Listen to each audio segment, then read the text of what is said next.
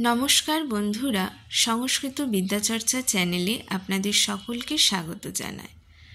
আজকে যে বিষয়টি নিয়ে আলোচনা করব সেটি হলো একটি শান্তি পাঠ। এই শান্তি পাঠটির বাংলা অর্থ আপনাদেরকে আমি জানাবো। ওং ভদ্রং কর্ণেভিঃ শৃণুয়াম দেবা ভদ্রং পশ্যেমাক্ষভির্যজত্রাঃ স্থিরৈরঙ্গৈस्तुष्टुवां সস্তনূভির্বশেম দেবহিतं यदायुः।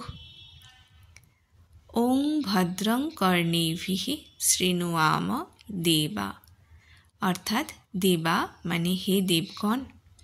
ভদ্রং কর্ণেভিঃ শৃণুয়াম, কর্ণেভিঃ মানে কর্ণের দ্বারা, যেন আমরা ভদ্রং শৃণুয়াম মানে মঙ্গলময় কিছু শ্রবণ করি।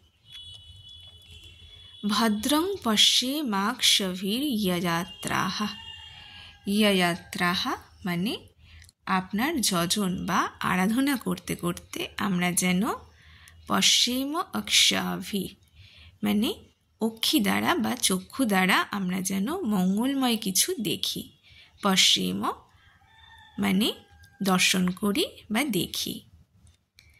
স্থিরৈরঙ্গৈस्तुष्टुवां সস্তনূভির্বশেম, স্থিরৈরঙ্গৈ অর্থাৎ স্থির অঙ্গ বা সুদৃঢ় অঙ্গ, এবং সস্তনূভির অর্থাৎ শরীর দ্বারা, তনু অর্থাৎ শরীর দ্বারা, স্তুষ্টুবাং মানে আপনার স্তুতি করতে করতে আমরা যেন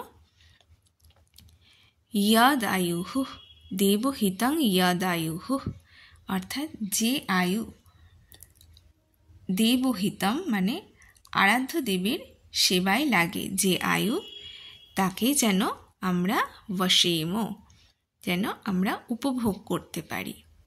বশেম মানে উপভোগ করতে পারি।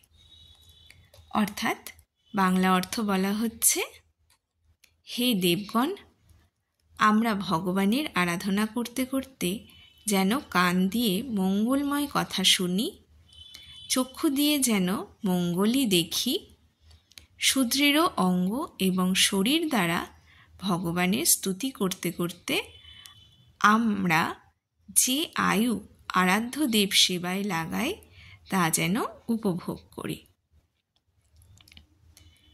আজকের বিষয়ের আলোচনা তাহলে এই পর্যন্ত। আবার অন্য দিন অন্য কোনো বিষয় নিয়ে আলোচনা করব।